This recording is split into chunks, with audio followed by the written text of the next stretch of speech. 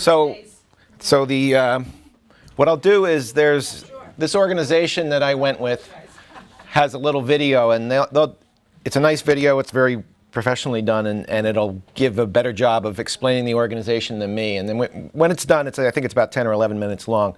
I'll tell you a little bit about me, and then we'll just go right into the trip that I took.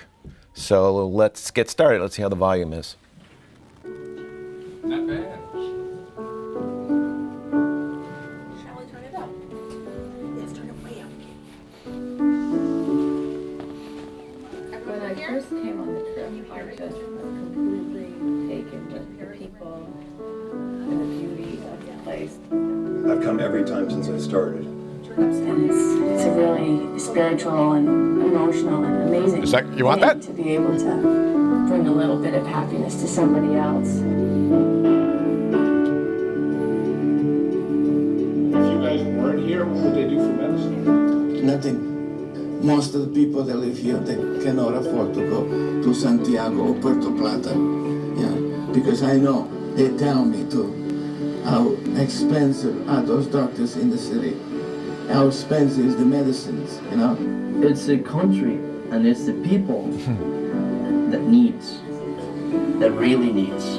I wish everybody could come down here and see what we see every day and really understand the differences between life in the States, healthcare in the States, and life down here, and healthcare as it is here. The thing that led me to nursing was wanting to make a difference and wanting to help those who have the greatest need and the least access. And that really is the functional, a key point with this program. I don't even feel like it's work. It's such a joy to be here. It sounds like a stupid thing to say, but yeah, it really, really changed my life completely. Yes.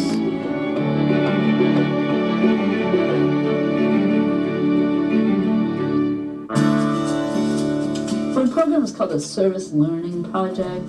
It's a partnership between the University of Southern Maine and the Partners for Rural Health in the Dominican Republic. We do teaching and we do healthcare, primary healthcare, mostly for chronic care management in 22 villages in the north part of the Dominican Republic.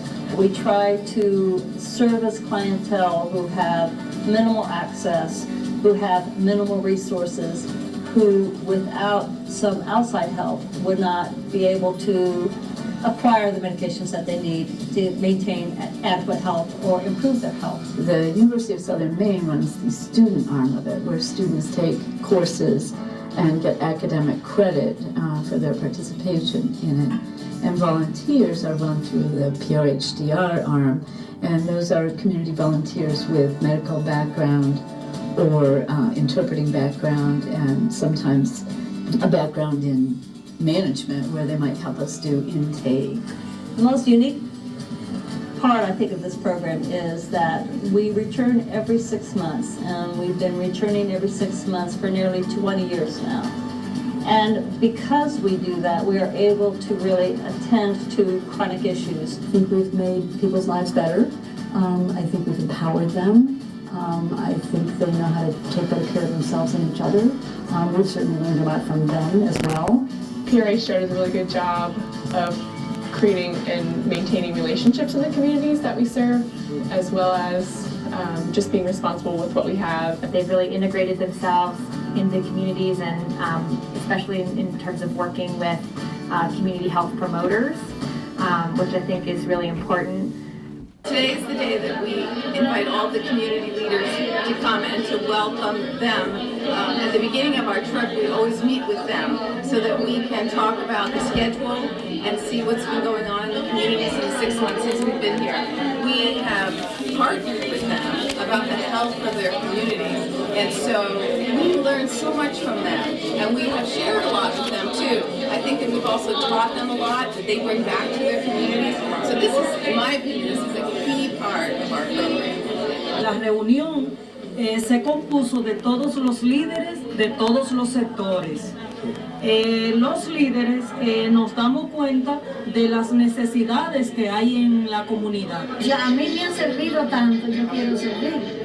Y gracias a esa institución que ustedes nos han ayudado a que podemos servir al que necesita. Gracias a estos doctores yo también he aprendido muchas cosas, porque duramos 11 meses dándonos práctica, dándonos clase aquí, y he aprendido muchas cosas, las cuales me he defendido con mi familia, conmigo misma y con mi comunidad. Y duré 6 meses haciendo el curso, ya sé chequear la presión. He starts medical school next year. Y también sé chequear el corazón a la persona. Cubro la herida, mucha gente, hombres trabajando en el campo, trabajan y se dan heridas en las manos, en los pies y así. Entonces lo cubro. Por medio de estos operativos hemos salvado muchas vidas. Muchas vidas, porque hay muchas personas con demasiado pocos recursos, entre comillas, que no tienen con qué comprar los medicamentos, que cada 6 meses se suplen de esa medicina, entonces ya con eso se salva una vida. Es decir, que es una ayuda demasiado buena esa que viene de allá de Estados Unidos para con nosotros aquí en República Dominicana. We have breakfast at 7, and then we load up the trucks. This is a sort of careful process, so we don't leave anything behind. We'll load up for each of the teams, and then we'll go out to our communities. What we did today is we walked on a pretty ruddy road in pretty warm weather and set up a clinic in a church. And the clinic consisted of, pews turned around so that people could face each other. Had a nursing student, a patient, an interpreter, and either a nurse practitioner or a doctor kind of working in teams. We had a pharmacy station, an athletic training station, a little laboratory station, and we tried to, address the concerns of the patients who came. My duties, I do check-in, so I help get people, I get their records in order, fill out the records for them, get them checked in, get them ready to go see the actual doctors. Today, I've met with 4 patients and kids as well as adults, and kind of done total health assessments and refilled their meds, and just making sure that they're feeling okay. I find that this trip has helped me a lot with my skills is nursing and learning to be a nurse and be confident in the things that I'm choosing. The people who come on the trip are very good at teaching.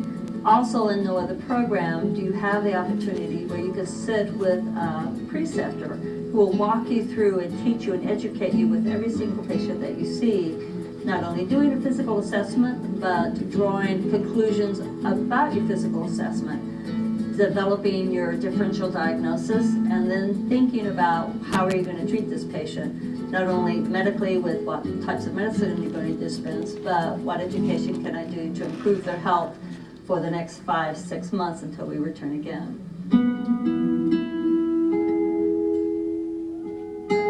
My husband and I went on a vacation in the Dominican Republic. My husband's a Latin American historian, and I kept wishing I had my students with me.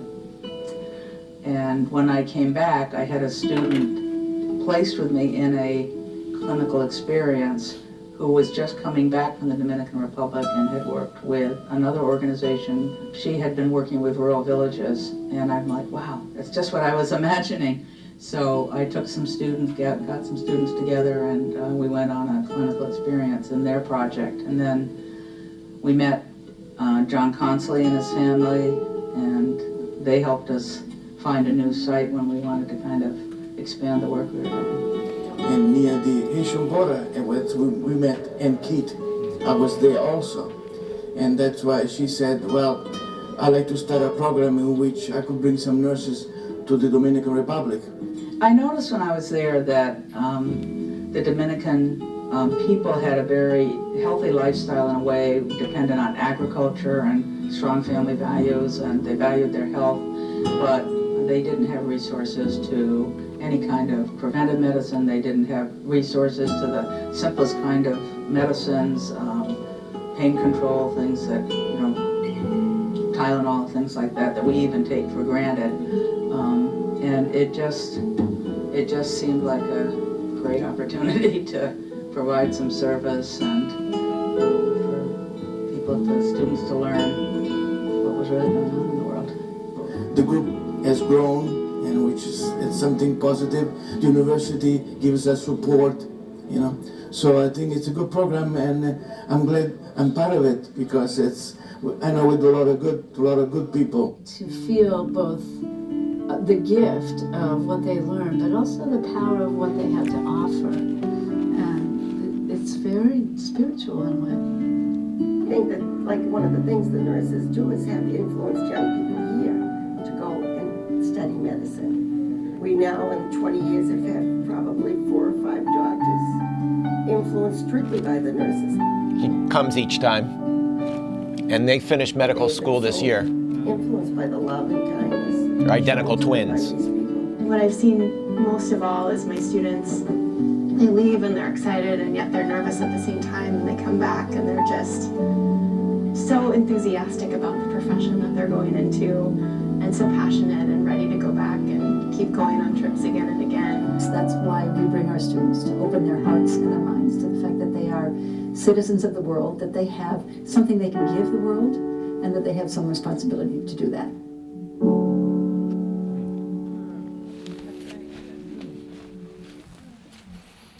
The last woman who spoke they take turns running it. She ran it this time, so she was on the trip. You'll see a picture of her.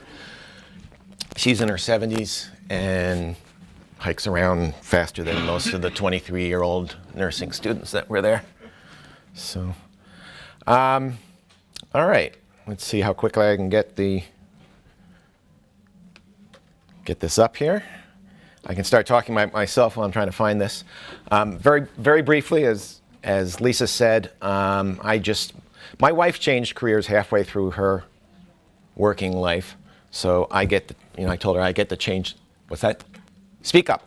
I get to change my career 6/7 of the way through my life. So let me take 1 second so I can find this.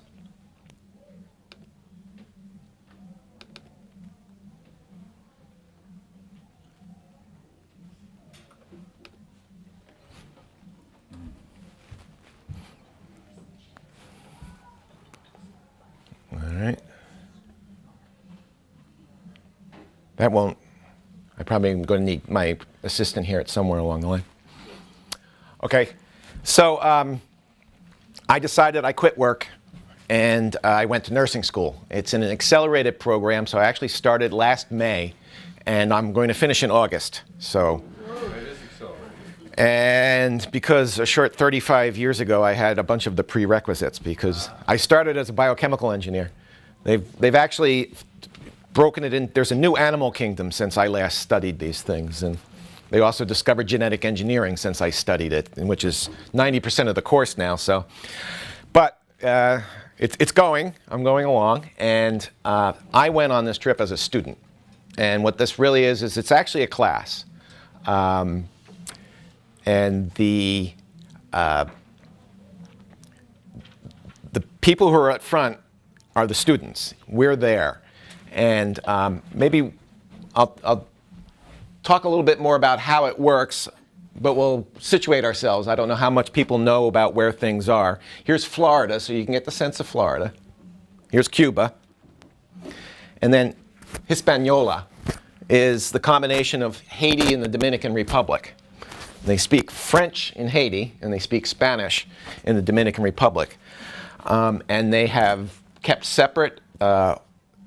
Haiti became an independent nation very early. They had a slave revolt very early, and it was bloody, and the world has treated them badly ever since because of it.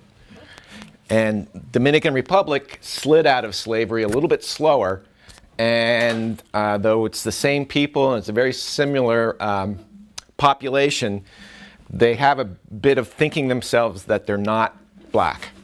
They think of themselves as white. And there's been massacres when the Haitians have come over. The Dominican Republic had a dictator for years. His name was Trujillo, I think, something like that.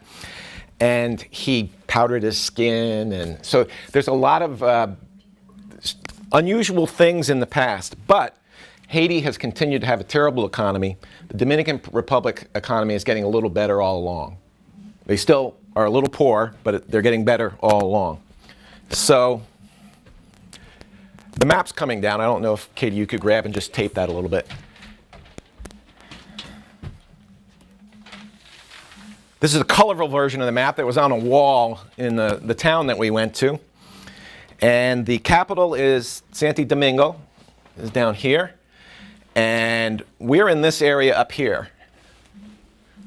This is Santiago we flew into. So when we flew in from the United States over here, and everywhere we went is in this open area where you see no road. There's a little bit of a map over there. It's that bottom left map. And what it is all mountains. Wow. And it has a road through it, but they don't bother to mark it here because you'll see some pictures of the road.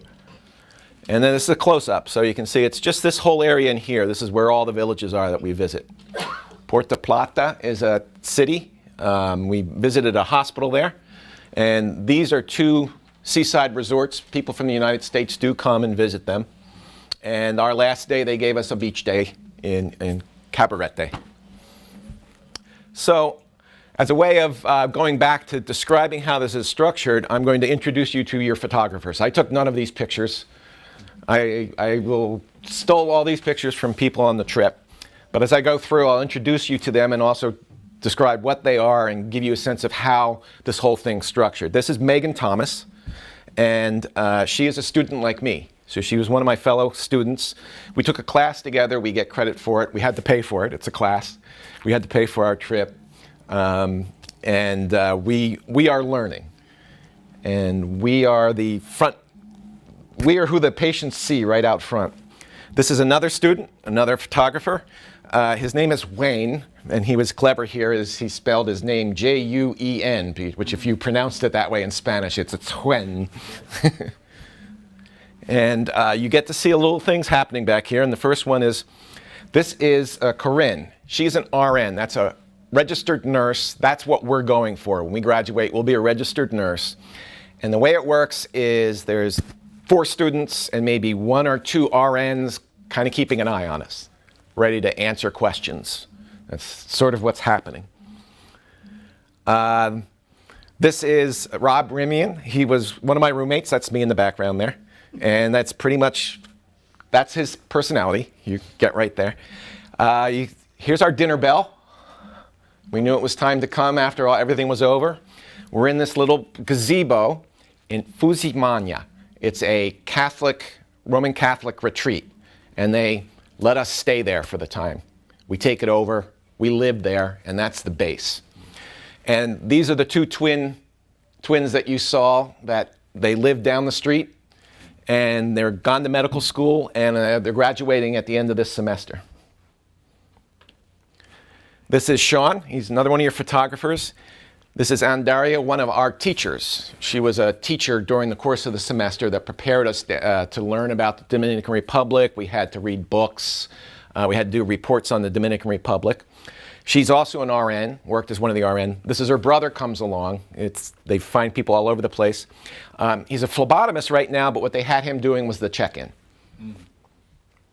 They have boxes and boxes and boxes, tubs of paperwork that they've had for 20 years, that they keep track of everybody. And one of the jobs you have periodically is the night before you got there, and the village you're going to, the villages are on my back. The villages you're going to, you get that box and you try to redo all the paperwork. It's very manual. There's no computers, no internet. You know, the phones work. You could get some phone sometime. This is Danielle. This time we brought some physical therapists and occupational therapists, students, and then the professionals. So you get a little view of the street out in front of us. I think she's at the gate to Fusimania. The colmados, the little stores along the street, and you can see that this is the best that road gets. It's dirt. And you can see sometimes it's colorful, you know, and then maybe have some pictures where you show the different kinds of houses. This is Eleanor down here, and you're going to remember this picture because there's a good story behind it, but that's Eleanor. And Eleanor has around her like about a 40-foot circle of goodness that she gives off and everybody captures, and this little girl kind of felt it and got sucked into it. So now, this is Gabe, and I want you to remember that face because he likes to do that because he's kind of a scary looking guy and he likes to kind of scare people. And I think Eleanor took this picture and he just, because again, everybody loved Eleanor and he was hamming it up for Eleanor. So he looks like that, he's scary like that. You'll see him later. He's one of the nicest people on earth. Jamie, a picture. She's helping me. She was my RN that day. We're working on these sheets here. And it's all paperwork. Now, my handwriting was bad, and the reason why I have them is this was no good. I couldn't give this in. I rewrote it. But everything was worked like this, and there was a format to go through. That's Jamie's roommate, Jamie. So she goes by JB. And she's another one of the photographers. She's also an RN. This was another one of our students. That's us on the last day. And you'll see some beating that they come to you at the beach and constantly are trying to sell you something. And they say, just say no to everything. But one of them is you can get your hair beaded, you can get your hair rode, and it's by beads. So he bought one. So there's RNs, there's nurses that are called nurse practitioners. They're basically doctors. They go long enough. They can prescribe medicines. They can be your general practitioner. A lot of people have them. And it's a relatively new thing, the last 20, 30 years. And the woman who was one of the first ones to hang a shingle, they say, I think it was in Vermont, was interviewed on 60 Minutes about 30 years ago by Morley Safer, and she was one of our, they call them providers. Either the nurse practitioners or a doctor is called the provider. And they're the ones that, so you've talked to the person, you're supposed to come and then present your case to the provider. And there's, say, maybe one provider to 8. There's maybe two students, an RN keeping an eye on us, and then, 4 students presenting to any one of the providers that's around. And you have to present the case to them. And they're the ones that say yay or nay to the drugs that you've said that you think that person should get. In this particular case, this was actually my patient, and you're supposed to be, this whole thing going through, and you're supposed to finish this report, and I kind of realized relatively early this man's having a asthma attack right this second. So it's like they just all agreed, they all got up, and it was night and day. They found him, he would have just continued to have an asthma attack, but they got him the inhaler, and we went back and finished the exam, and he was in good shape. So, and but he has to care for his asthma. This is a doctor. She's over at Maine Med. Her name's Christina. It's in one of the home visits. So what you would go is they would be either in a church, a school, one case in a disco, where you set things up and you would have the clinic. And then the people who village leaders have said are too sick to even come in, and what we've learned are too cranky to come in, and you suddenly show up at their door is one of the things I've learned is that that'll be a story behind this whole picture that you see here. And this is during one of the home visits. You head out. So I have a whole series of pictures on, that's going to be one of the things I remember in my life is my home visit the day we did it. I did a few home visits, but the one in particular. So you fly in, and it's a little hard to see, but what's interesting is it's mostly not wooded when you look above. And you often see these little trails, and then you realize it's up in the mountains that it's not wooded, yet you still see these little trails of trees. So the Dominican Republic's economy is pretty good, and we went to visit the hospital. Every public hospital in the country is under construction right now because their new vice president has made it her thing to fund public health in the Dominican Republic. So it's going there, what they have is going to change, what this is going to offer will probably change, but not too much because that just means the health in the cities is going to get much better. This place where folks have this very rural, up in the mountains agriculture with hardly any transportation system, they probably will continue to have to come for a while yet because they have no way to get down to the cities. The roads wash out. But I'm just going to run through a couple of these pictures real quick because what it is it's just beautiful everywhere, but it looks like it's empty, but it's filled with rural agriculture. And all these things that are opened over here. And what it is, it's a lot of grazing. So when you get out there, it's these, and what you've learned is those trails, those lines of trees that you see are actually the roads. Because they grab a fresh piece of, when they go to rebuild it, you'll see these here, sticks, barbed wire, and then the tree roots, but they've pulled up somewhere, it re-roots and it just grows in a new way, and eventually it creates a whole canopy over all the roads that you follow.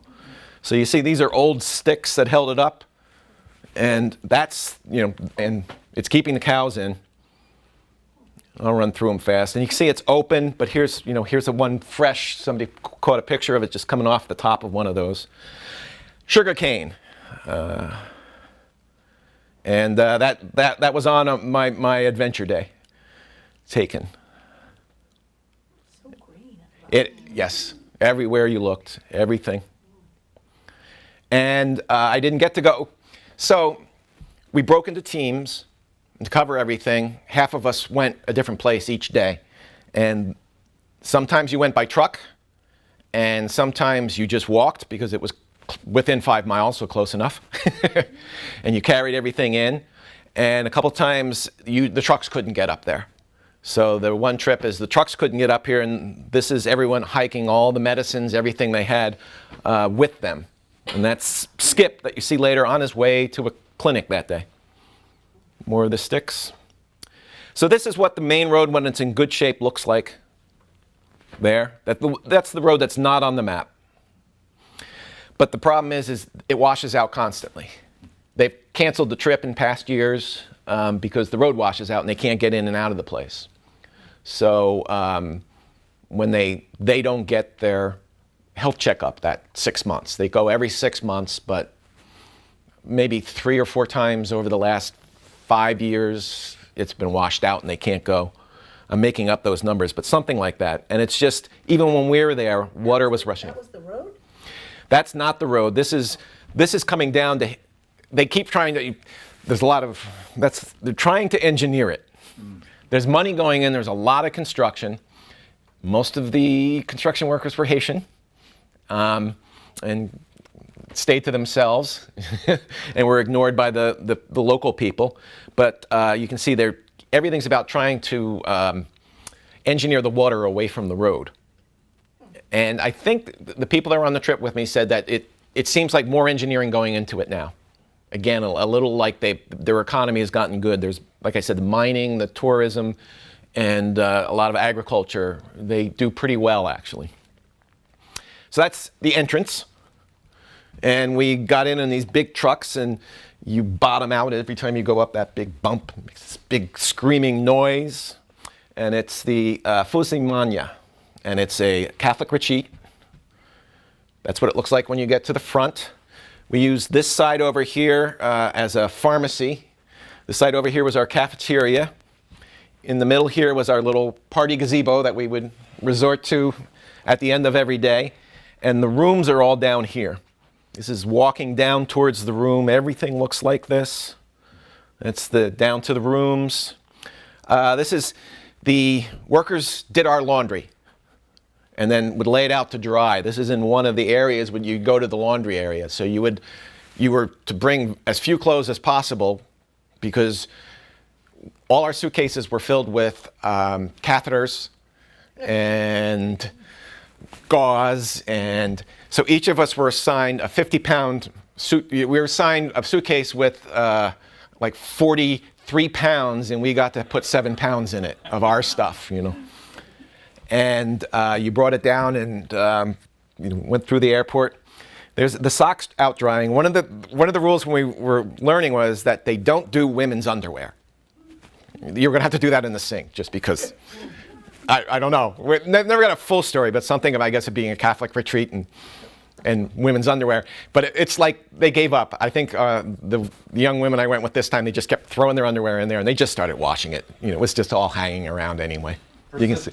Yeah, yeah. So this is my home away from home. There was 4 of us in there. You can see the mosquito nets. This was closed tight. We had the Madonna and whoever he is looking over us every day. There's the mosquito netting here. Then we learned that it got very hot, so we opened this one. We had bought a couple of extra mosquito nettings, and if you tape the mosquito netting on that open one, the air came in, but not the mosquitoes. So that finally worked. So there was 4 of us living in there.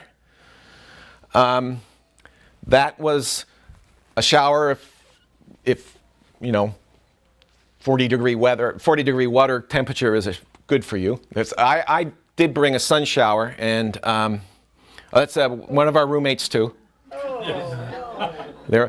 One of my roommates is really against bugs, and he did this perimeter thing with the powder all around it, and like he left, and he was up in the cafeteria that first day, and I came back down, and it was like all the bugs came across the perimeter, and it just got hit by enough to just die in the middle of the room. So there was just all these dead bugs in the middle of the room. So I scuffed them all up for him and threw them out for him before he saw them. And this was some downtime in the middle of the little circle there. So I said it was the pharmacy. So the first day you get there and you have massive drugs and you count them out in the bottles. So everybody, it's interesting, nobody, so it's Husson College and us. So there was 2 groups, actually 3 groups. We didn't know each other, but it was like you just immediately knew each other. And everybody just started working. And you know, some people who'd been there before, some who'd never been there before, and it just was enough layover that just started going. And everybody kind of knew what it is, and they counted them out, and you had to get ready for it. You know, it's this whole big pile of stuff. So there he is counting them, because you had to put them in because you would give a certain amount, but you need to make sure you had enough for everybody. Tums in the foreground. Blue lids right here in the front. Vitamins with iron. It's like Tums. Yeah, so everybody who had to work with those had masks and gloves because of the iron is, you know, you don't want it on your skin and everything. They got them closed up and everybody stayed away.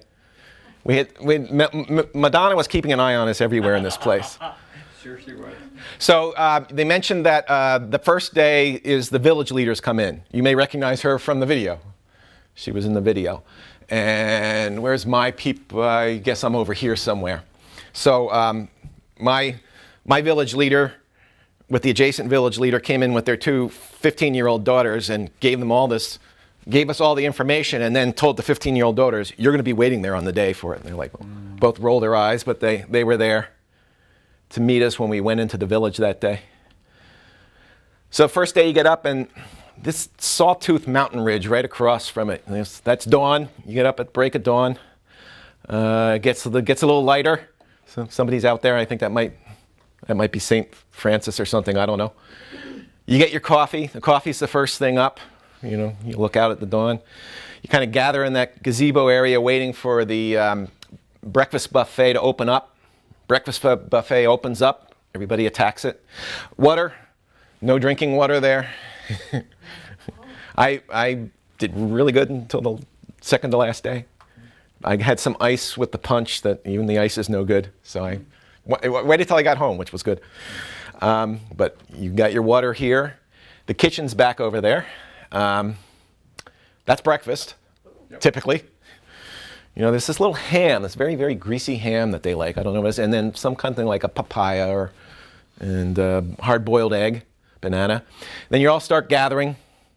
You find out what team you're on. The trucks are all pulled up. You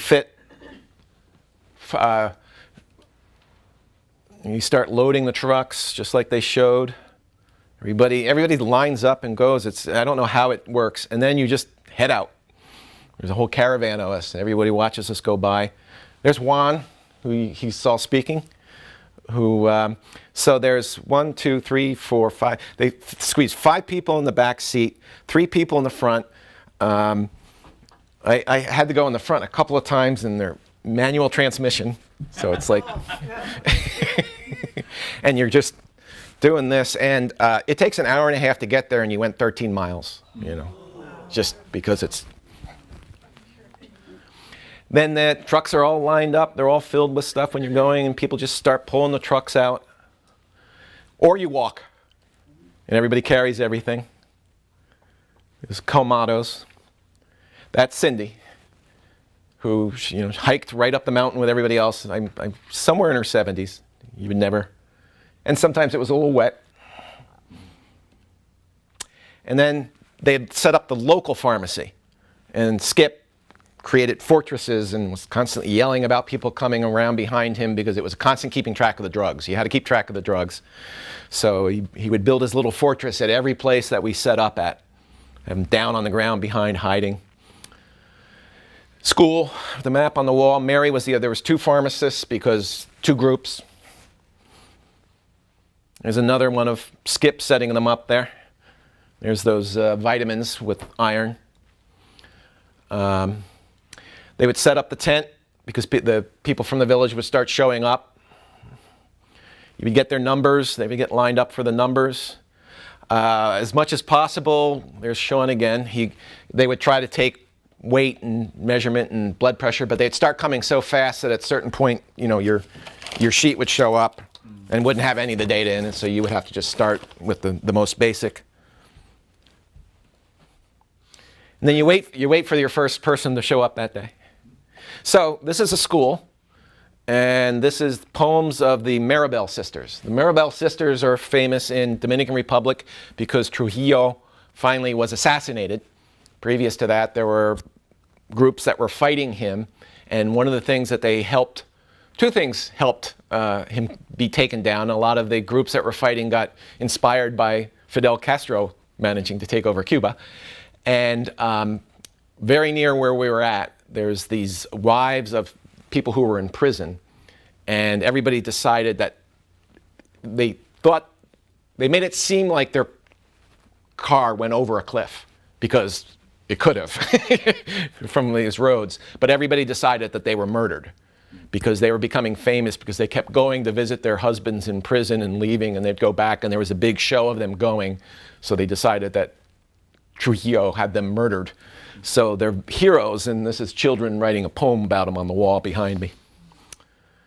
And people would come in, and the first thing is, do you want to see, well, what are their drugs? You know, and it was always very interesting. These things they've been holding on to for 6 months, and they probably ran out after the first 3 months, and they're still holding on to them. So you always had the other one I didn't mention is the interpreters. We had the interpreters were where they could find interpreters. We'd had high school kids would come in for their high school would let them come up and be our interpreter for a few days. Med students from Santo Domingo came up and were our interpreters, even though they were med students. They just were our interpreters for us. This is a young woman she's high school, but she's fluent in Spanish. From, I think, Falmouth. And she was one of the best interpreters they had. And I'll do a thing about interpreters a little bit later. So I'm just going to go through this is the day goes on like this. I like that one.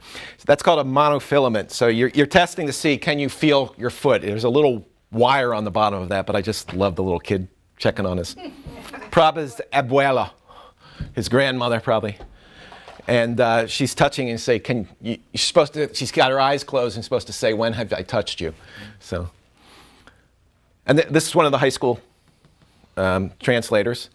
That's a high school translator. You can't see her behind me, Maria. She was interesting. So, an example, she goes to, her family goes to either Orlando or Alta skiing every year. So there's money in the country.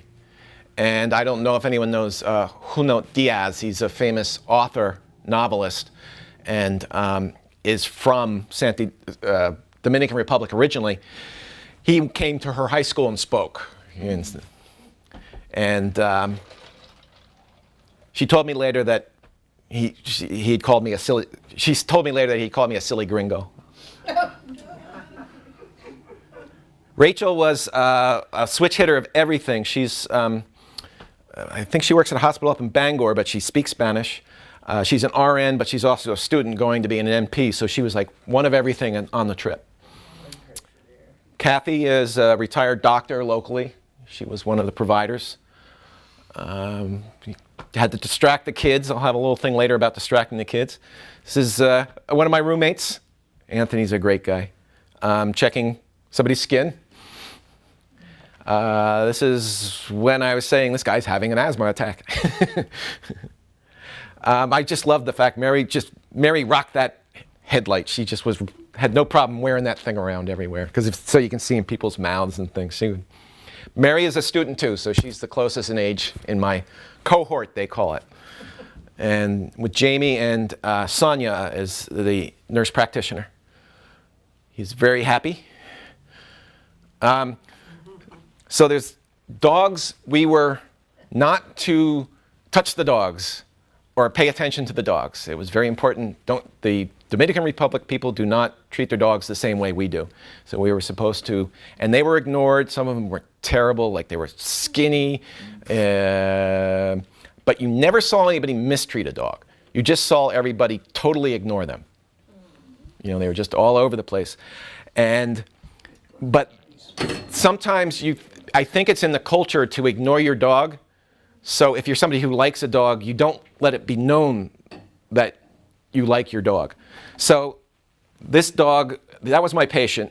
This dog never left his side. He would just sit there, he'd lie, and when he finally got up to leave and he's walking away, it was like, there's a dance they do later, it's the merengue, where they're right in on top of each other. It was like the dog was right in on his legs. You know? And so somebody was saying, this is Janice, one of the translators, and she said that, well, he just started following me. I don't know, I let him follow me. But it sounds like it's got to be more than that. But they don't name the dogs either. He even named this dog, but he called the dog Black Nose because, well, he has a black nose, you know, so that's his name. Is it because they're worried the dogs are... It's just a culture thing. Just a cultural thing? Just a culture thing. So it was like and the thing is that you were not to make a big deal about it too, because you were not supposed to visibly be judging anything about their culture. You're there to give them health care. So if everybody made a big deal about, you know, seeing because there's so everybody's like secretly taking pictures of groups of puppies and things like that. Because you weren't supposed to like show, if you were making a big deal about the dog, you're making a statement about the fact that nobody else makes a big deal about dogs. So it was, oh, you know her? She was my physician for like 20 years. Right, She retired and went off to... Correct. Yeah, Yep, wow. yep. She's tough. She was a little tough when she was my provider. And that's the one of the soon-to-be identical twin doctor. Does anybody know Judy? She's I guess active in one of the local school systems, and Skip is her husband. Let's see, how am I doing? You're fine, don't worry. I wanted to, let's see, I'm afraid to exit the show here, Katie. I'm going to. And I wanted to. Who sponsors this trip? USM? USM is involved in the trip. It's an organization called Partners in Rural Health Dominican Republic. So it's a organization that's maintained, and they have partners with Husson College. So this is because it's never quiet. So you saw those pictures with the music over top of it. I'm going to see if we can get this to. This is kind of more like what it was all day long, every day for the 10 days that we went out to clinics.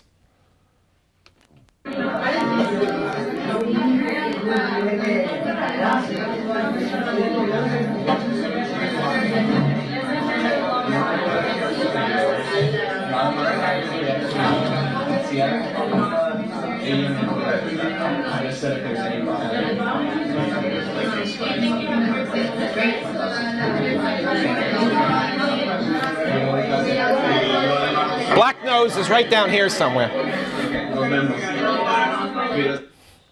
So, all day long. Very distracting, was it just? distracting? Oh, yeah. Doctor's offices are usually so quiet. No, yeah, there's not a lot of HIPAA there. It's like, you know. So, did you have a bowel movement today? You know, so. How many?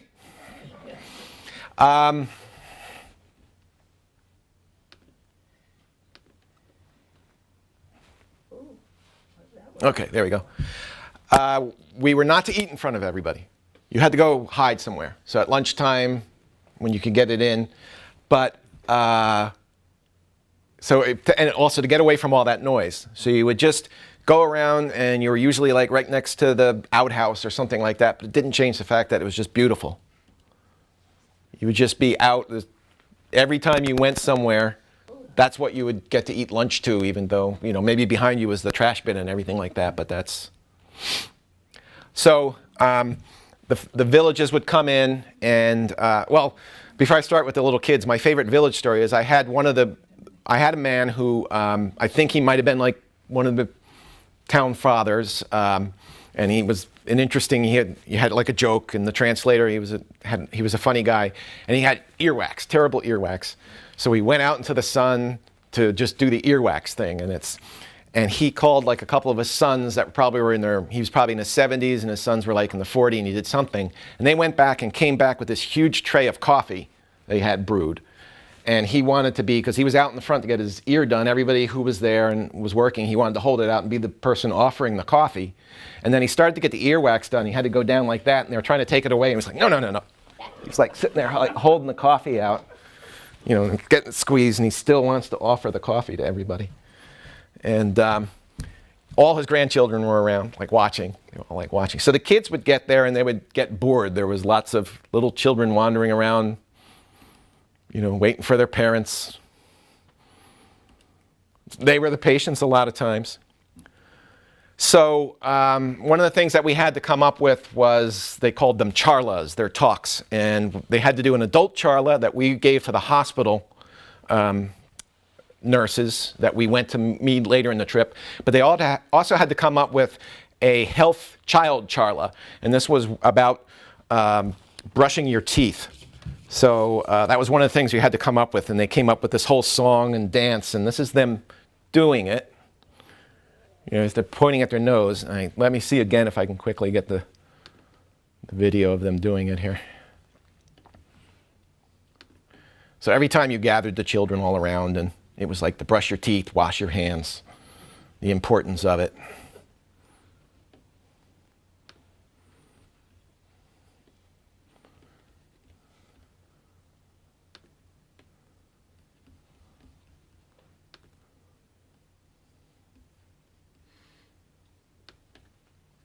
That might be, oops, wrong one, sorry. Go away.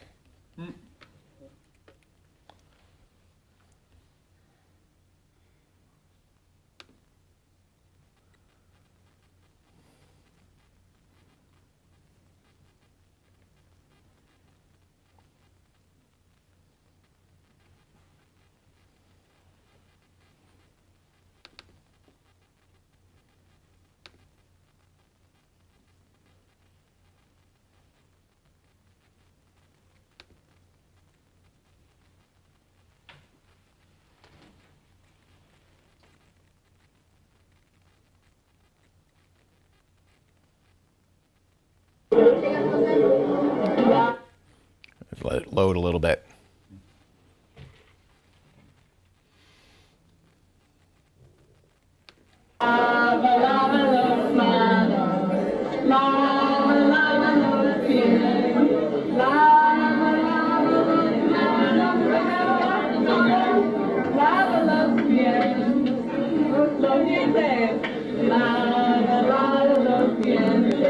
Tientes.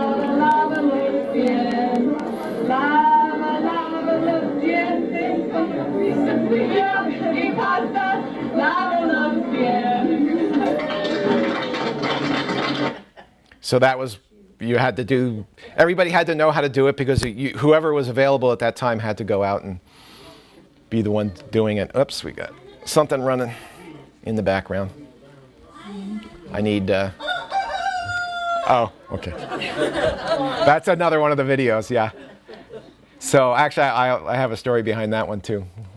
Let's see if no more play, right? Cancel. Hopefully that stops him.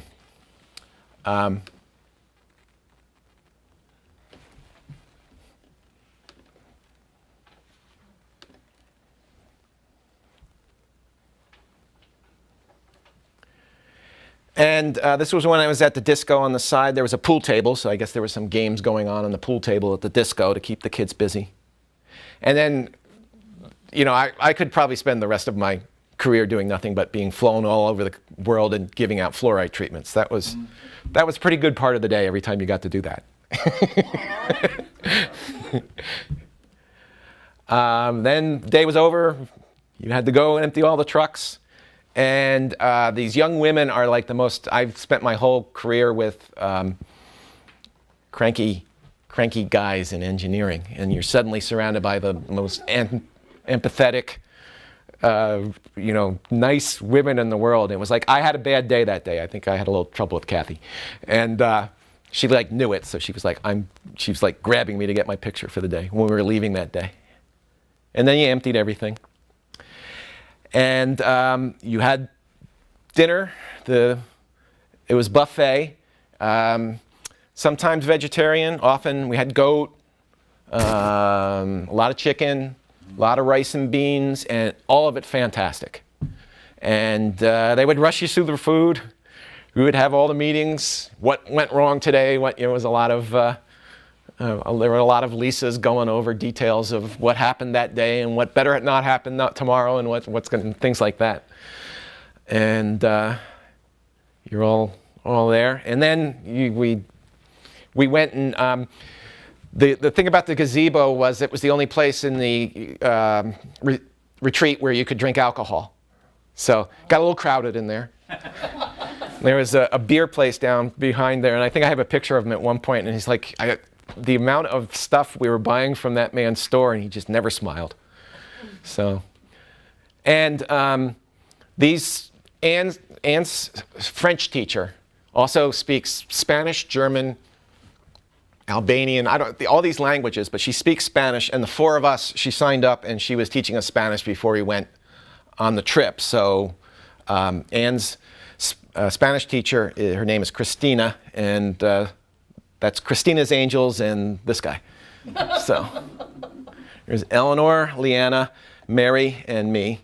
Mary is the one who's like closest in age to me of the group. Everyone else is in their 20s. So I was saying about dogs. So that, you know, some of them are, and this is, we all had it was Calmado dog because it was always down there. It had such a positive you know, it had such, somebody was taking care of this dog. It was just too happy a dog, too sturdy, too strong, and this is me like bravely ignoring the dog. And when the dog looked away, I kind of cracked, but the dog started to walk away, so I succeeded in not like. And this is Compost Kitty. So when everybody had a schedule when they had to wash dishes. So it was up on the wall. Everything was on the wall. Everybody's on a list. It was all knocked out. And what day you did the dishes. But Compost Kitty sat next to the compost bin and just cried and cried and cried. And it had that face. And so there was this man who had this booming voice that was always, I thought he worked for the kitchen, but his only job was to yell at this cat. It was like, I figured that's what his job was. So the first Sunday we were down there, it was the Epiphany. Skip was telling one of my fellow students who's kind of left wing that he's pretty sure the priest is what they call something, what's the term for it? Not revolution, but it's like, they're the left-wing Roman Catholic priest. Liberation theologist. So he was a liberation theologist. He's like, well, I want to hear him preach. So we all wanted to go down. So we went down, and this is the church. The sides are open. It started to pour rain during the course of it.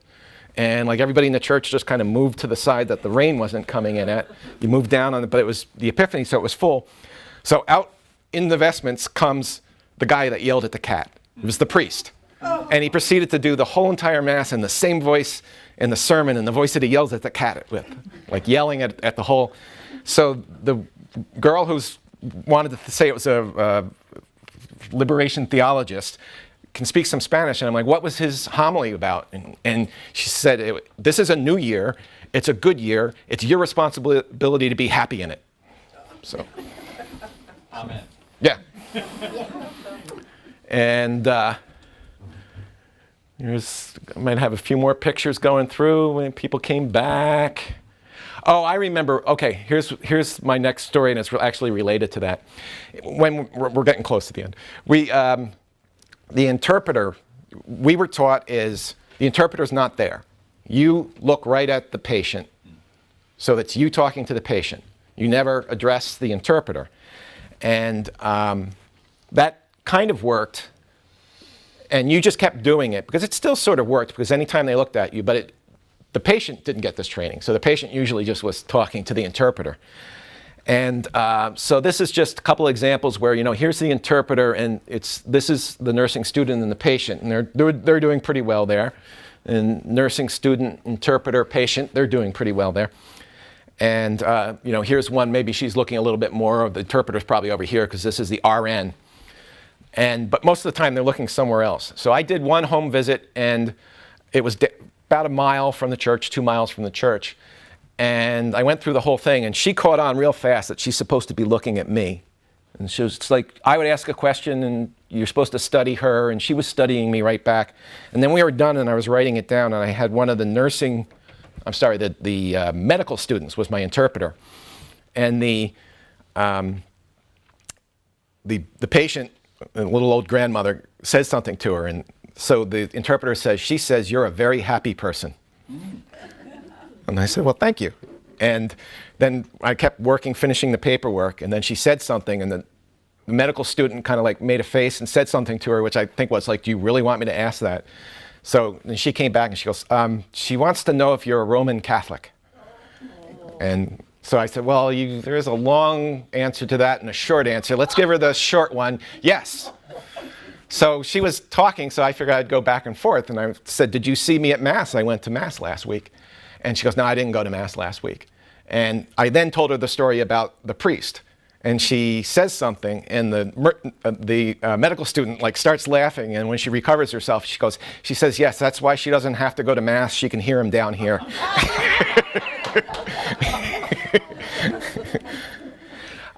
If you saw us, we always had our name tags on. So I'm getting started to that angry-looking, scary Gabe. These guys have this, they've been going for a while, and they have this deal where they take their name tag, and as the days go, they go on. And Alex, is our serious preceptor, and he just has Alex RN all along. Gabe has something different every time. He's got yup. He just had one that was yup. And he goes, not an extension of your bedroom. I don't, but he just has something. And that's the real Gabe with Kathy. That's the real Gabe. These avocados were amazing. Wow. And they were huge. And you could go up and tell the cafeteria ladies how you wanted them prepared, and they made you specialized guacamole for the day. So every day we walked down to Antonio's. This little boy down here is, the Dominican Republic it's a very macho culture. So he was sitting there and his mother was working. This is coconut cornbread, which was just amazing. Everybody was eating that. So I asked him, you're helping your mother at the store? And he was like, no. Sitting there watching.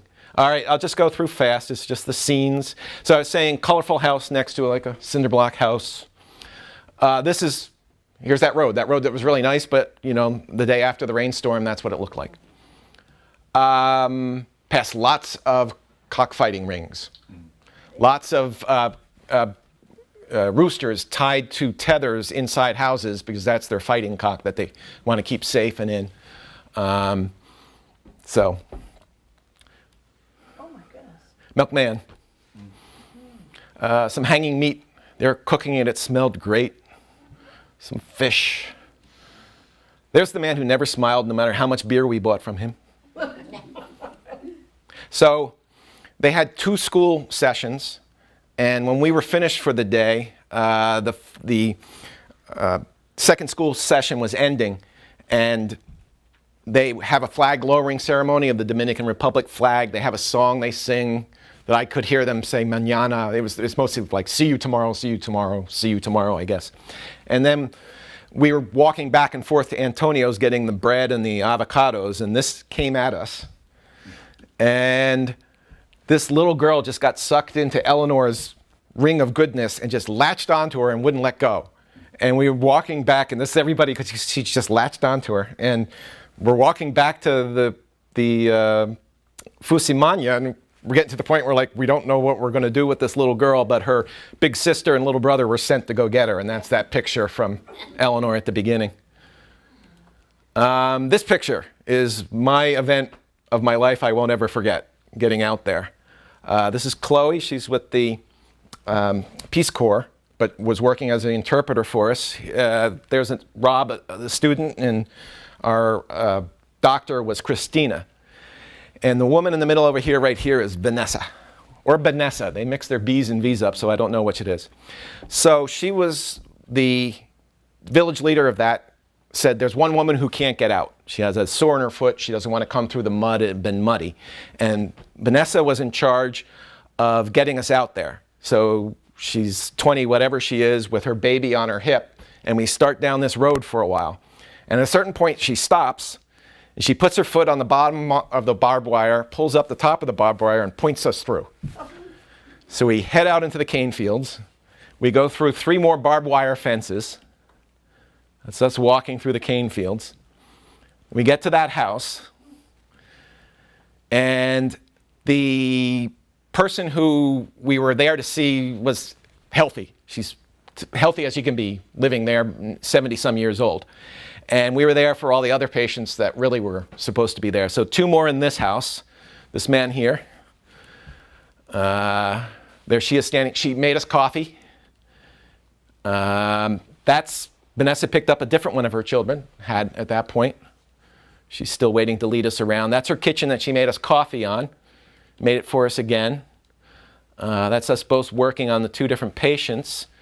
So this is me taking her blood pressure, and then I listened to her heart, and one of those roosters, fighting cocks, was back there screaming the whole time. And I heard it's an unimportant murmur, but I heard a murmur over top of the rooster going. The one RN saying, I didn't hear it, and the doctor listened and goes, yeah, she's got a murmur, but it's an unimportant one. And the houses all looked like that, and then we went by Vanessa's house. I don't know if you can see, she's got electricity coming into it. It's out in the middle of nowhere, but it's beautiful. It's like something that she's got container gardens. There's the young girl with the babies, and she's just out there. So we walk along, and she takes us a circuitous route back, hitting 3 more patients, and you would come around a corner, and a little old abuela would be sitting in a chair in the middle, and she'd take her blood pressure. So the young girl, I don't know if she did it on her own. It was teamwork with the village leader, but it was like we were supposed to go out to see one patient, and we wandered around, and in most cases they were grumpy old men. So I'm thinking they're grumpy old men, and I'm not going into that clinic. They must be engineers. Yeah. They were me waiting outside with another little cat. You ignore the cats too. That's us waiting. Oh, so Vanessa ran into the house and got us fudge that she had made. That was very good. And then we had beach day. We had a nice bus to get out to the beach. There they are braiding their hair. He got 2 in his beard. Oh. That's us having Mexican food in the Dominican Republic the last day. That's everybody getting back on the internet at the airport. So Gabe was a great photographer, and I'm sure this is going to be like part of their literature, I bet, in the future, that picture. And this picture is like, it gets me like weepy every time I see it. You know, it's like, this is Eleanor, and she's like the most empathic person in the entire world. And like the 2 of them are like doing the same thing. And she's also wearing this little bracelet that she bought from my village leader person. So it's like, and it was a good trip. That's Anthony.